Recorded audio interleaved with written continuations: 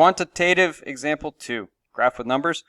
This time we're given a velocity versus time graph. Let's change it to acceleration first, since that's easiest. What's our slope here? Slope of a velocity versus time graph is acceleration. Zero slope, zero acceleration. Negative slope, negative acceleration. Positive constant slope, positive constant acceleration. Now we need to change velocity to position. Remember that we're dealing with this quantitatively. I know I breezed right through that, but if you were to go through and take the rise over run of this, and please do, and then translate that into the acceleration versus time graph. Now we need to change velocity to a position. To do this, we need to be given a starting position. For this, let's say the object starts at a 0 position. Now we need to use a fact we've learned before. The area of a velocity versus time graph is the change in position during the same time interval.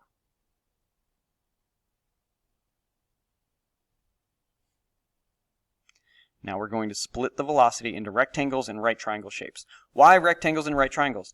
Because the area of a velocity versus time graph is the change in position during the same time interval. I don't know what the equation is. I mean, I do, but still, this is a pretty easy shape, but it might be a little bit different. I don't know what the equation is for the area of this shape from here to here, from here to the x-axis. This is crazy. But what I do know is I know the area for a rectangle, length times width. I know the area for a triangle, half base times height, or base times height divided by 2, however you prefer. So we can, now that we split it up into these shapes that we know the areas of, we can then go up and plot these changes in position. The red shape has an area of 16, so that means the position graph gains 16 meters. So we're going from 0 to 16. Looks like that's going to be a straight line. Constant velocity, constant slope. The green shape has an area of 8, so the position graph goes up by 8 meters. From 16 meters to 24 meters during the same time interval from 2 to 4 seconds. So from 2 to 4 seconds, we're now going up 8 more meters.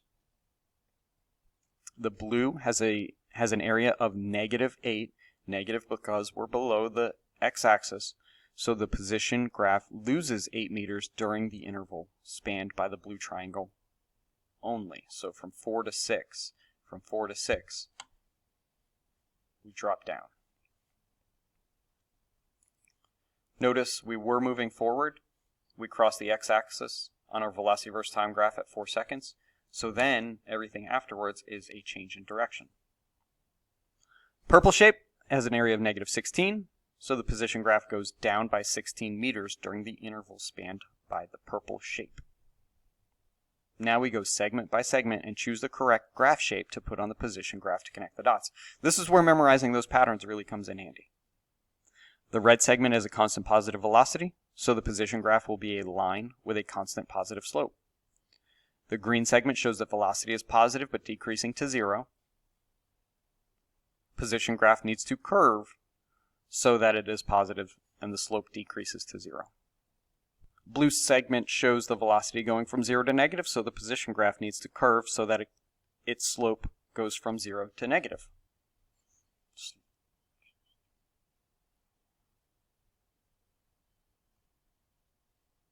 Purple segment shows velocity going from negative back to 0.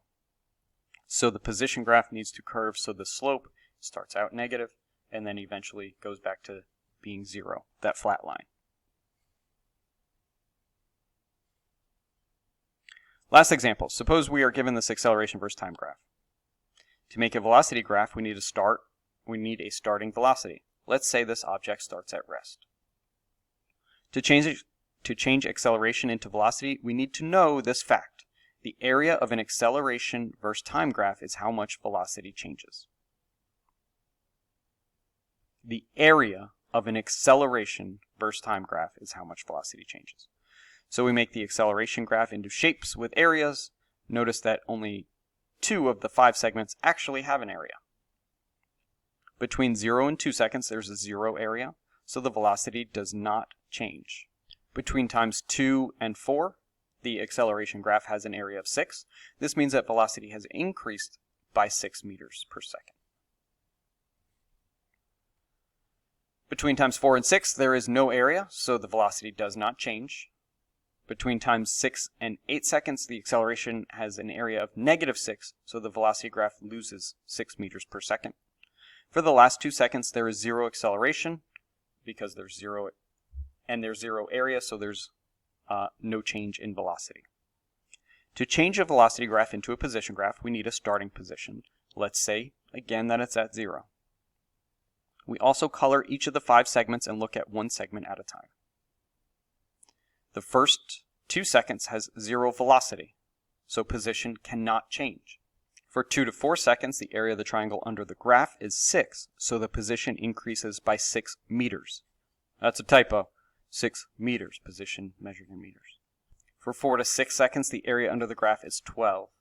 2 times 6, so the position graph increases by 12 meters, all the way up to 18. Again, typo. Sorry. For 6 to 8 seconds, the area under the graph is 6, so the position graph increases by 6 meters. For the last 2 seconds, there is 0 velocity, so the position cannot change.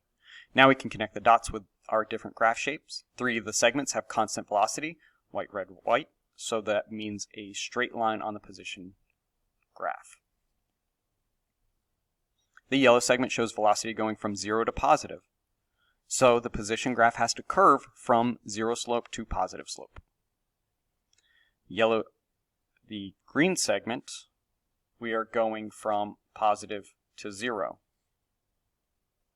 So it's going to curve from positive to 0. That's it, finally. I know this was an incredibly long one. Test your understandings. Hopefully you got this. If not, go back, rewatch these videos. And that's it.